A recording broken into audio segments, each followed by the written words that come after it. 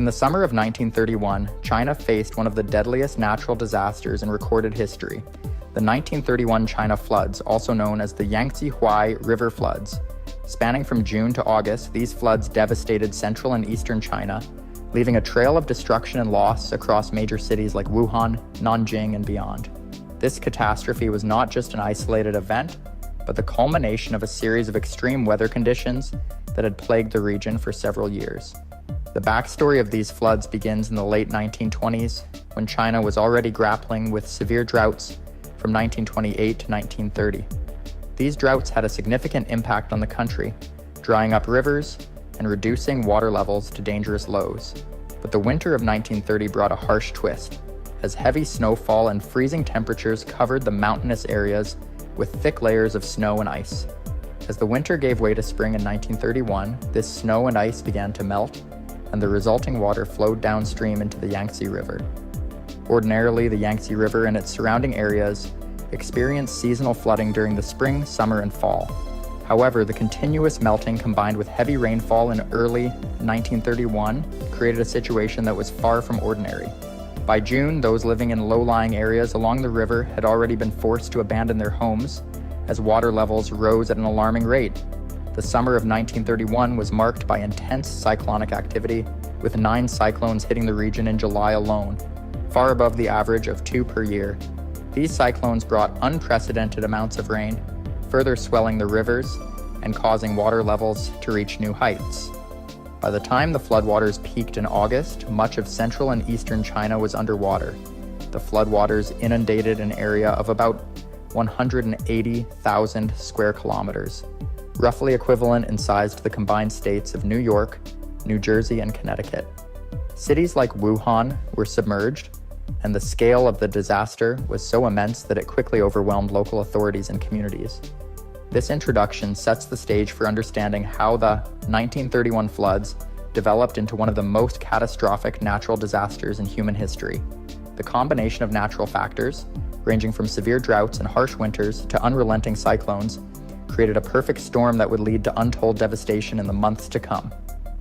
As we move forward, we'll explore how these events unfolded, the sheer scale of destruction that followed, and the lasting impact of this disaster on China and its people. As 1931 began, a series of environmental conditions converged to create the perfect storm for what would become one of the deadliest natural disasters in recorded history. In the years leading up to the flood, China had experienced a long drought from 1928 to 1930, which left the ground parched and unable to absorb water effectively. The winter of 1930-1931 was particularly harsh, with severe cold spells that deposited large amounts of snow and ice across the mountainous regions. This snow and ice were set to become a major factor in the unfolding disaster. As the harsh winter gave way to spring, the snow and ice began to melt rapidly, sending torrents of water downstream into the Yangtze River and its tributaries. Ordinarily, this region would experience 3 distinct periods of high water: spring, summer, and fall. But in 1931, the water flow was relentless, combining all 3 high water periods into one continuous, overwhelming deluge. As early as June, the situation was already dire, with heavy rains compounding the melting snow and ice. The Yangtze River swelled to levels not seen since records began, causing those living in low-lying areas to abandon their homes in fear of what was to come. Adding to the chaos, the summer of 1931 saw an unprecedented level of cyclonic activity. 9 cyclones struck the region in July alone, a sharp increase from the usual 2 per year. The torrential rains brought by these storms saturated the ground further, with 4 weather stations along the Yangtze River reporting rainfall exceeding 600 millimeters for the month. The river, already swollen from months of heavy water flow, reached dangerously high levels, pushing against dikes and levees that had held firm for decades. Despite the growing danger, preparations for such a catastrophe were minimal. The flood control infrastructure, already weakened by years of neglect and mismanagement, was simply not equipped to handle the massive volume of water. Communities along the river, already strained from years of drought and economic hardship, were caught off guard by the severity of the situation. Efforts to strengthen dikes and build temporary barriers were quickly overwhelmed as the water levels continued to rise. By late July, it was clear that a disaster of unprecedented scale was imminent. The river's water levels were now at their highest point in living memory, and the first signs of flooding began to appear in low-lying areas. People scrambled to save what they could, but the sheer magnitude of the impending flood left little time for effective evacuation. The stage was set for the 1931 China floods to unleash their full fury on the unsuspecting population. The catastrophic impact of the 1931 China floods began to fully manifest in August. The relentless rains continued, and the Yangtze River, along with other major rivers like the Huai and Yellow Rivers, could no longer contain the immense volume of water. On August 1st, the Yangtze River burst its banks, and the floodwaters surged into the surrounding countryside, overwhelming dikes and inundating vast areas of land. Entire towns and villages were swallowed by the advancing waters. The floods swept through the landscape with unstoppable force, destroying homes, farmlands, and infrastructure. Roads and railways were submerged, cutting off communication and transportation routes, making it nearly impossible for aid to reach the affected areas. The situation was dire, and the people caught in the flood's path had little chance to escape. As the floodwaters spread, the scale of the devastation became clearer. The city of Wuhan, one of China's most important industrial and commercial centers, was among the hardest hit. The city was submerged under several feet of water, leaving only the tops of buildings visible in some areas. The residents of Wuhan, along with millions of others across the floodplain, were forced to seek refuge on rooftops, in trees, and on any high ground they could find. Many clung to makeshift rafts or debris, desperately trying to survive. In the countryside, the situation was even more grim. The floodwaters turned fertile farmlands into vast muddy lakes. Crops that were nearing harvest were destroyed, leading to widespread food shortages. Livestock drowned in the rising waters, further exacerbating the looming famine. The floods also displaced millions of people, leaving them homeless and without access to clean water, food, or medical care. The death toll began to climb rapidly. Drowning claimed the lives of countless individuals in the immediate aftermath of the flood, but the disaster's impact went far beyond the initial surge of water. The stagnant floodwaters became breeding grounds for disease, and epidemics of cholera, dysentery, and typhoid fever spread rapidly through the overcrowded and unsanitary conditions in which survivors were forced to live. Malnutrition and exposure to the elements further weakened the already vulnerable population. The government, already stretched thin by economic troubles and political instability, struggled to respond effectively to the crisis. Relief efforts were hampered by the scale of the disaster and the sheer number of people in need. Local authorities and international aid organizations did what they could, but resources were limited and the needs were overwhelming. As the floodwaters slowly receded, they left behind a landscape of devastation. The physical destruction was immense, but the human toll was even greater. The 1931 China floods were not just a natural disaster, but a humanitarian catastrophe of unprecedented proportions. The country would be left to grapple with the aftermath for years to come. In the aftermath of the 1931 China floods, the devastation was almost unimaginable. As the floodwaters gradually receded, they revealed a landscape utterly transformed by the disaster. Farmlands that had once been lush and fertile were now barren, coated in a thick layer of silt and debris. The flood had destroyed crops, homes, and infrastructure, leaving millions of people without shelter or means of livelihood. The immediate concern in the weeks following the flood was the humanitarian crisis. With millions of people displaced, there was an urgent need for food, clean water, and medical care. Relief efforts were mounted, but they were hampered by the sheer scale of the disaster. Roads and railways remained damaged or submerged, making it difficult to transport supplies to the worst affected areas. The government, already struggling with internal political instability, found it challenging to coordinate a response on such a massive scale. In the refugee camps that sprung up across the region, conditions were dire. Overcrowding and unsanitary living conditions led to the rapid spread of diseases. Cholera, dysentery, and typhoid fever claimed thousands of lives, adding to the already staggering death toll. The lack of adequate food supplies resulted in widespread malnutrition, and many survivors succumbed to hunger and disease. The social impact of the floods was profound. Families were torn apart, with many losing loved ones to the floodwaters or the subsequent epidemics. The loss of homes and livelihoods meant that entire communities were plunged into poverty, with little hope of recovery in the near term. The psychological trauma of the disaster left deep scars on the survivors, many of whom had witnessed unimaginable horrors during the flood. The economic consequences were equally severe.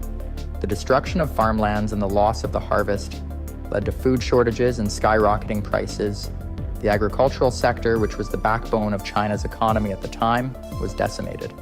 This in turn led to a sharp increase in poverty and unemployment, as farmers and laborers found themselves without work. The disaster also had long-term political repercussions. The government's inadequate response to the crisis fueled public dissatisfaction and unrest. The inability to provide effective relief and the perceived indifference of the authorities to the suffering of the people undermined the government's legitimacy and contributed to the growing sense of discontent across the country. International aid did arrive, but it was not enough to meet the overwhelming needs of the affected population. While various relief organizations and foreign governments provided assistance, the scale of the disaster meant that many people continued to suffer for months and even years after the floodwaters had receded. The 1931 China floods were a turning point in the nation's history. They exposed the vulnerabilities of the country's infrastructure and governance and highlighted the need for better disaster preparedness and response. The lessons learned from this catastrophe would eventually lead to changes in flood control measures and disaster management strategies, but for those who lived through it, the impact of the floods would be felt for a lifetime. The legacy of the 1931 China floods is a somber reminder of the catastrophic power of natural disasters and the profound impact they can have on society. In the years that followed, efforts were made to prevent such a tragedy from occurring again. The government began investing in more comprehensive flood control measures, including the construction of dams, levees, and improved drainage systems. These initiatives were aimed at better managing the country's vast river systems and reducing the risk of future floods. One of the key lessons learned from the 1931 floods was the importance of early warning systems in disaster preparedness. The lack of timely information and coordinated response had exacerbated the scale of the disaster. In response, meteorological and hydrological monitoring systems were gradually improved, allowing for more accurate predictions of potential floods and better planning for evacuation and relief efforts. However, the memory of the 1931 floods also served as a stark reminder of the need for sustainable development and environmental stewardship. Deforestation, land reclamation, and other practices that disrupted natural water flows were recognized as contributing factors to the severity of the floods. This realization led to increased awareness of the importance of protecting natural ecosystems as a means of mitigating the impact of future floods. On a social level, the floods had a lasting impact on the people of China. The survivors carried with them the trauma and loss of the disaster, and the event became a defining moment in the collective memory of the nation.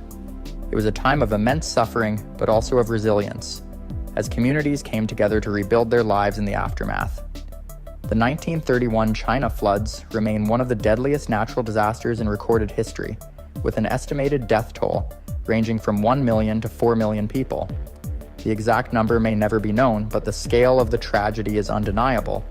The disaster highlighted the need for stronger infrastructure, better disaster preparedness, and a more compassionate response to those in need.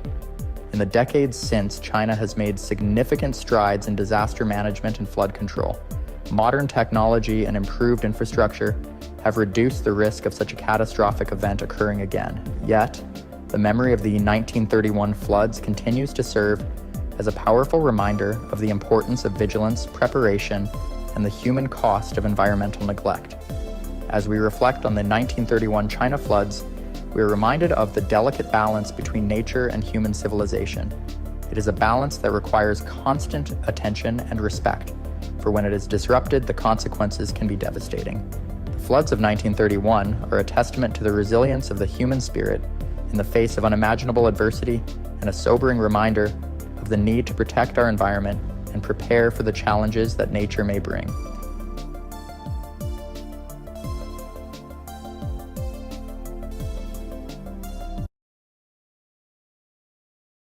On October 8, 2005, a disastrous earthquake struck the Kashmir region, which is administered by Pakistan. The quake primarily affected areas in the northwest frontier province of Pakistan and nearby parts of India and Afghanistan. It occurred at 8:50 in the morning, just as many people were starting their day. The earthquake measured 7.6 in magnitude, making it one of the most powerful earthquakes in the region's history. The epicenter was located near the city of Muzaffarabad, which is the capital of Azad Jammu and Kashmir. This region lies at the collision point of the Eurasian and Indian tectonic plates, which creates unstable geological activity. The earthquake's severity was heightened by poor construction in the affected areas. The combination of these factors led to an overwhelming impact, causing the loss of tens of thousands of lives and leaving millions displaced. Prior to the earthquake, the Kashmir region had experienced numerous seismic events, but none had prepared the population for the scale of this disaster. The day of the earthquake was a typical Saturday, and many students were at school, making the tragedy even more devastating. Little did the people know that their lives would change in an instant, as the ground shook violently, marking the beginning of one of the deadliest earthquakes in South Asia's history. The earthquake that struck on October 8, 2005, was a result of complex geological processes. The Kashmir region lies at the junction of the Eurasian and Indian tectonic plates. This collision has created immense pressure over time, leading to unstable seismic conditions in the area. As the plates moved, stress built up along faults in the Earth's crust. On the morning of the earthquake at 8:50 in the morning, this pressure finally released. The earthquake originated about 12 miles northeast of Muzaffarabad. Within moments, the ground shook violently, registering a moment magnitude of 7.6. This sudden release of energy caused severe upthrust, impacting not just the surface, but also the underlying geological structures. In the days leading up to the quake, the region experienced some minor tremors, which are often common before a major seismic event. However, these tremors did not indicate the scale of destruction that was about to occur. When the earthquake hit, it was felt far beyond the epicenter, with reports of shaking reaching as far as Afghanistan and northern India. The devastation that followed would leave lasting scars on the landscape and the people of the region. As the first day of the disaster unfolded, rescue workers faced a challenging situation. Many roads were blocked due to landslides triggered by the quake, making it difficult to reach those in need. The harsh terrain and sudden weather changes added to the urgency of the relief efforts, as the approaching winter threatened to complicate rescue operations further. The stage was set for a humanitarian crisis that would demand immediate action from both local and international communities. As the sun rose on October 9th, 2005, the full extent of the devastation began to reveal itself. The earthquake struck with a force that shattered lives and landscapes. Buildings crumbled like sandcastles, and entire neighborhoods disappeared beneath debris. Muzaffarabad, Dad, and the capital of Azad Jammu and Kashmir, was among the hardest hit, with many structures collapsing and leaving residents trapped under the rubble. Throughout the day, panic and confusion reigned as survivors tried to make sense of what had happened. Many people were caught off guard, especially since it was a Saturday, a day when schools were filled with students. Tragically, many school buildings fell, burying hundreds of children. Reports emerged from Mansehra district, where entire classes were lost as buildings collapsed, killing 350 students in one location alone. Emergency responders faced overwhelming challenges. The aftermath of the quake triggered numerous aftershocks, some strong enough to cause additional damage and hinder rescue efforts. By the end of the first week, more than 900 aftershocks had been recorded, further destabilizing the region and complicating the already dire situation. As relief efforts ramped up, the lack of infrastructure became painfully evident. Roads were blocked and communication systems were down, making it nearly impossible for aid workers to reach affected areas. Hospitals were overwhelmed with injured individuals, many of whom required immediate medical attention. The death toll began to rise rapidly as rescuers struggled to access remote villages that had been cut off by landslides. The shockwaves of the earthquake were felt not only in the physical destruction, but also in the emotional turmoil it unleashed. Families searched desperately for missing loved ones, while communities banded together to support each other amidst the chaos. The first days following this earthquake set the stage for a humanitarian crisis that would demand a coordinated response from local and international organizations alike. The urgent need for shelter, food, and medical care became a focal point as the days stretched on, and hope began to fade for many. In the wake of the devastating earthquake, the landscape of northern Pakistan was forever altered. The destruction extended far beyond the immediate loss of life. Entire ecosystems were impacted as well.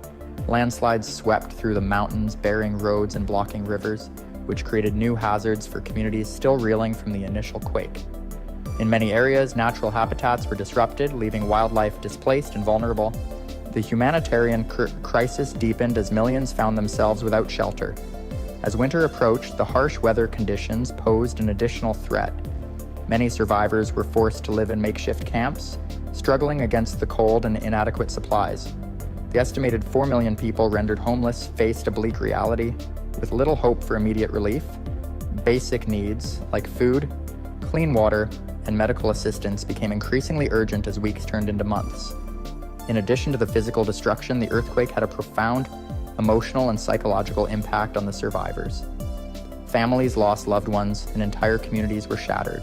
Grief and trauma spread through the region as individuals coped with the loss and destruction around them. The psychological scars ran deep, complicating recovery efforts. As international aid began to flow into the region, efforts focused on rebuilding not just the physical structures, but also the lives of those affected. The scale of the disaster necessitated a coordinated response from governments, NGOs, and local organizations, all working together to provide assistance. However, the task was monumental, and the effects of the earthquake would be felt for years to come. Efforts to restore the natural environment also began, but the challenges remained significant. The damaged landscapes required careful rehabilitation, and communities faced the daunting task of rebuilding their homes and infrastructure while coping with the scars left by the earthquake. The resilience of the people in the affected areas shone through as they came together to support one another, but the road to recovery was long and fraught with obstacles. On the whole, the earthquake in Pakistan in 2005 stands as a grim reminder of nature's power and the profound impact it can have on human lives. The event reshaped the landscape of the affected regions and left scars that will last for generations. The death toll exceeded 80,000, with many more injured and millions displaced, showcasing the sheer scale of this tragedy. The impact was not only physical. Families lost loved ones, and entire communities were torn apart. In the aftermath, the response from both local and international communities highlighted the importance of solidarity in times of crisis. Relief efforts poured in from around the world, with billions of dollars raised to aid recovery and rebuilding. Humanitarian organizations and governments worked tirelessly to provide food, shelter, and medical care to those in desperate need. However, despite the immense outpouring of support, the challenges of rebuilding were immense.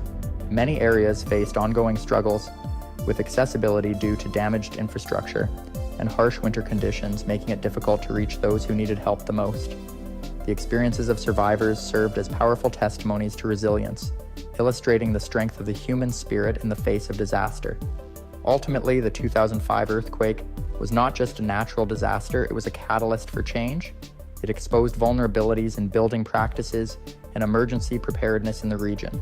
As a result, many lessons were learned that led to better construction standards and improved disaster response strategies in Pakistan and beyond. The earthquake's legacy endures as a call to remember the importance of being prepared for future natural disasters, as well as the need for compassion and support in rebuilding lives and communities.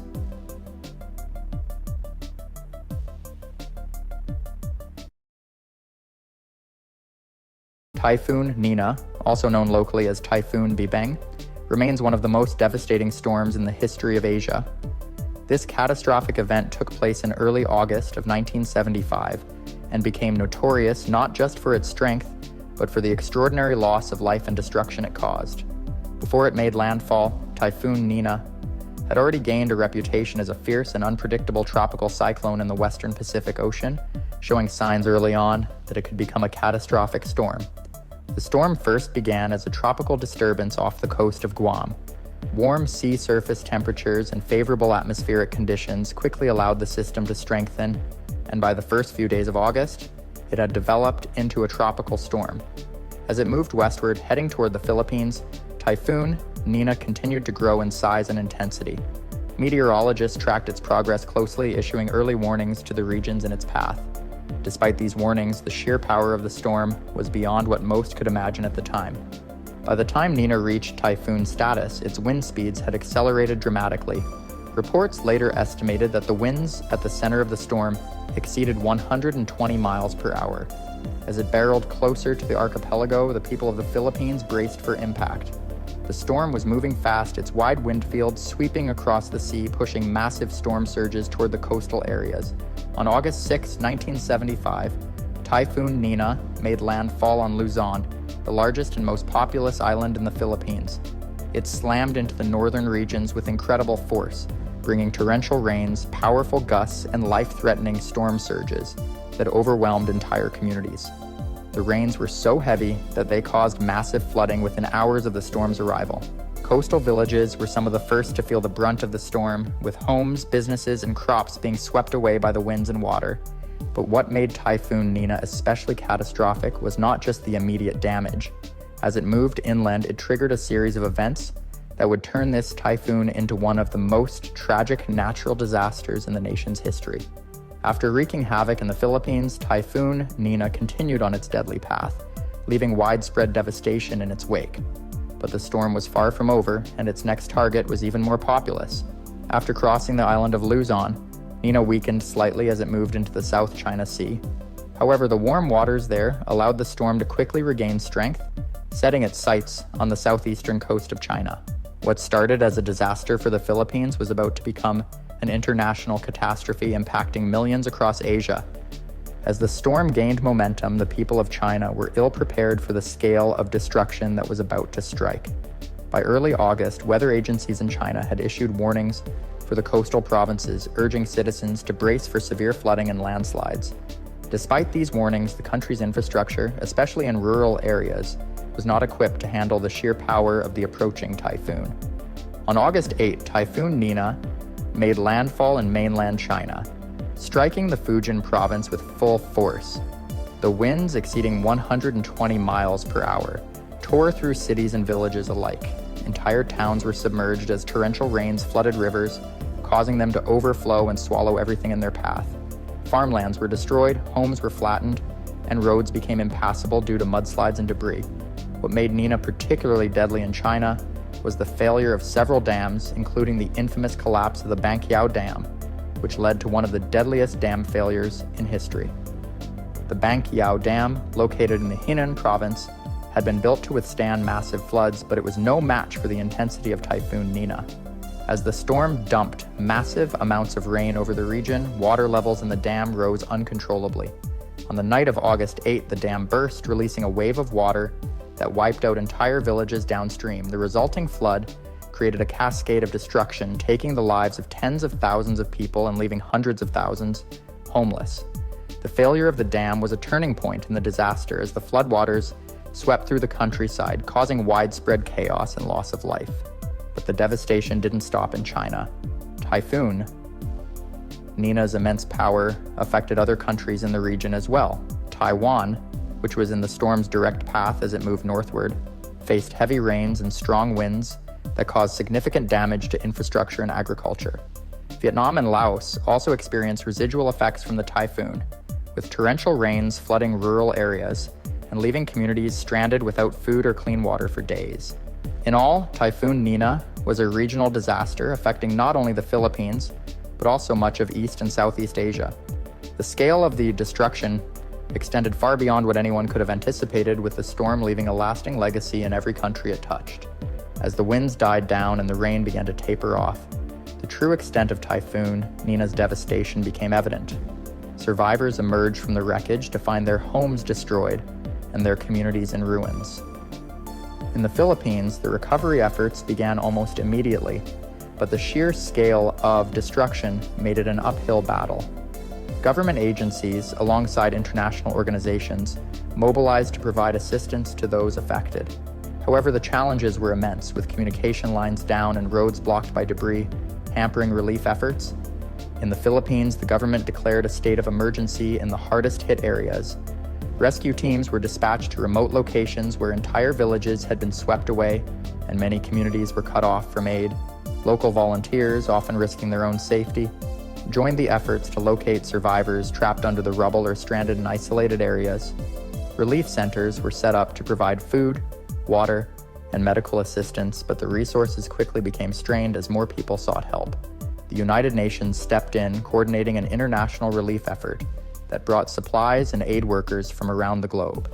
Countries such as Japan, the United States, and Australia sent planes filled with food, medical supplies, and equipment to aid in the recovery. Non-governmental organizations also played a critical role, setting up shelters and providing essential services to those displaced by the storm. As the focus shifted to recovery in the Philippines, the situation in China became a pressing concern. With the Banqiao Dam disaster, the Chinese government faced an unprecedented humanitarian crisis. The immediate priority was to search for survivors and provide medical care to the injured. Rescue teams were deployed to the hardest-hit areas, where entire neighborhoods were submerged. Reports indicated that local hospitals were overwhelmed, struggling to care for the thousands injured in the disaster. In the wake of Typhoon Nina, the Chinese government launched a comprehensive recovery and rebuilding plan. Emergency funds were allocated to help communities recover and rebuild infrastructure. Schools, hospitals, and homes were prioritized for reconstruction, but the task was daunting. The government also faced scrutiny over the failure of the dam, prompting investigations into the quality of construction and maintenance practices that led to such a catastrophic failure. In Taiwan, Vietnam, and Laos, recovery efforts were underway as well. Local governments worked to restore power and clean up debris, but the damage to agriculture was significant, with crops destroyed and livelihoods lost. Farmers faced an uncertain future, and many communities struggled to access clean water and food supplies.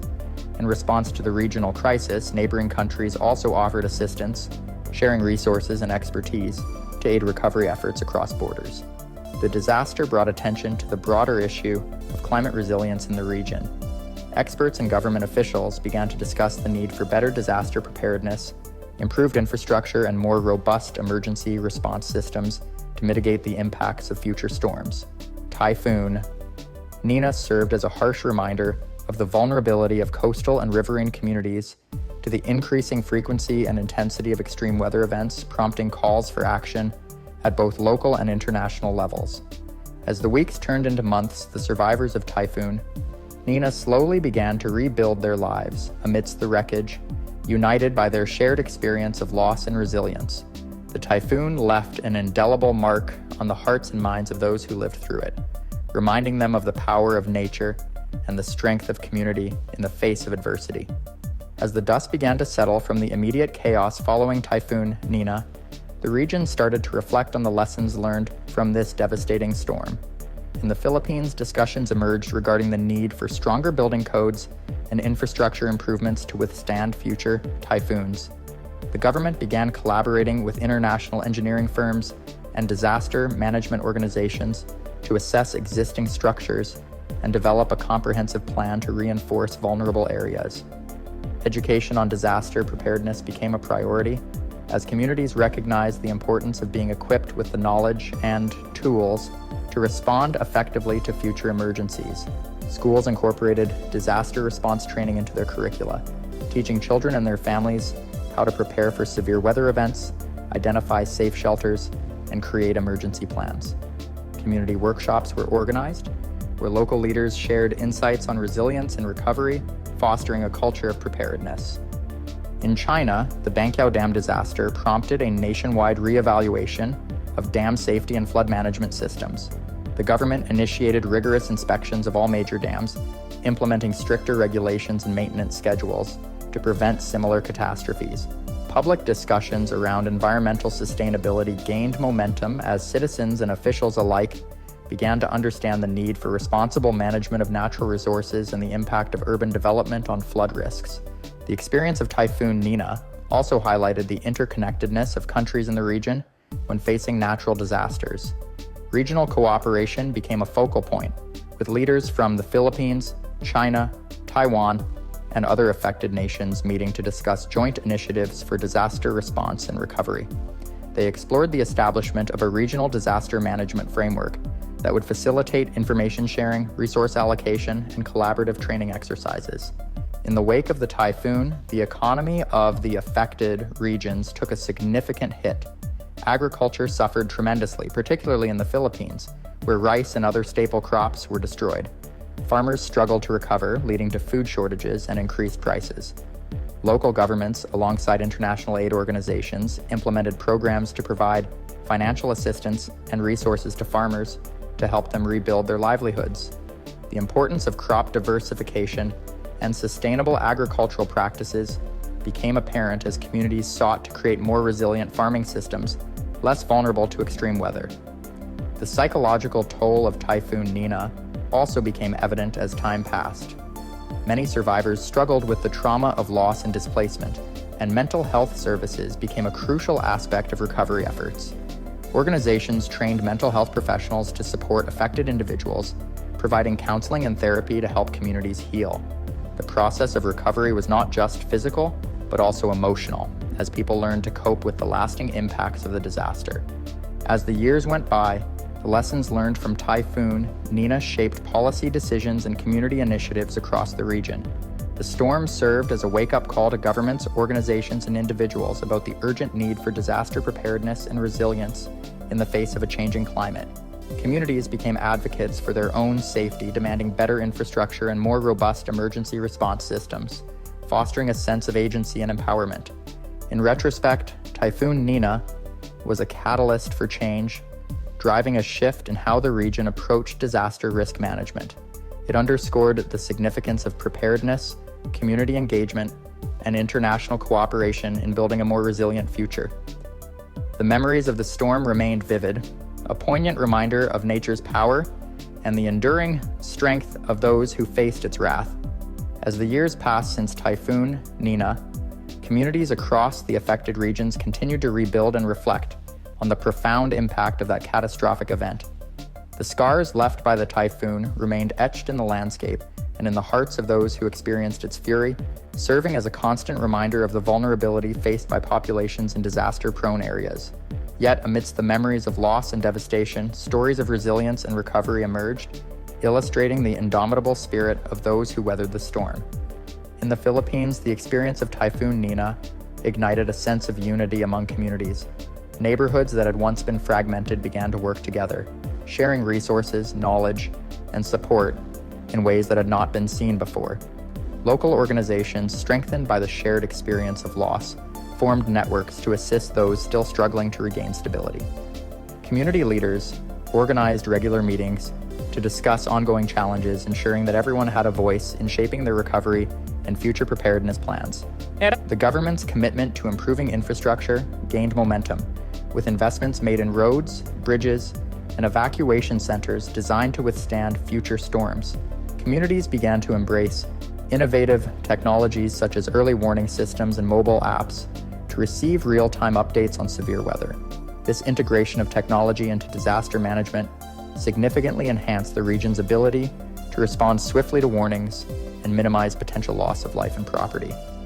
In China, the lessons learned from the Banqiao Dam disaster prompted a national discourse on sustainable development. The emphasis on responsible urban planning and environmental conservation became central to discussions around infrastructure projects. Citizens began to advocate for policies that prioritized the environment, recognizing the delicate balance between development and nature. The government responded with initiatives aimed at restoring natural ecosystems and investing in green infrastructure to mitigate the impacts of future flooding. Throughout the region, the bonds forged in the aftermath of Typhoon Nina contributed to a greater understanding of the importance of international cooperation in disaster management. Countries across Asia began to share knowledge, resources, and best practices, forming partnerships that transcended borders. Joint training exercises and simulation drills were organized to prepare for future natural disasters, fostering a sense of solidarity and shared responsibility among nations. As communities rebuilt, there was a renewed focus on mental health support. Survivors who had endured trauma received the necessary resources to process their experiences and find healing. Mental health professionals worked tirelessly to ensure that individuals felt supported and understood, facilitating community workshops that emphasized the importance of emotional well-being. The collective healing process became a testament to the strength of community bonds as people learned to lean on one another for support.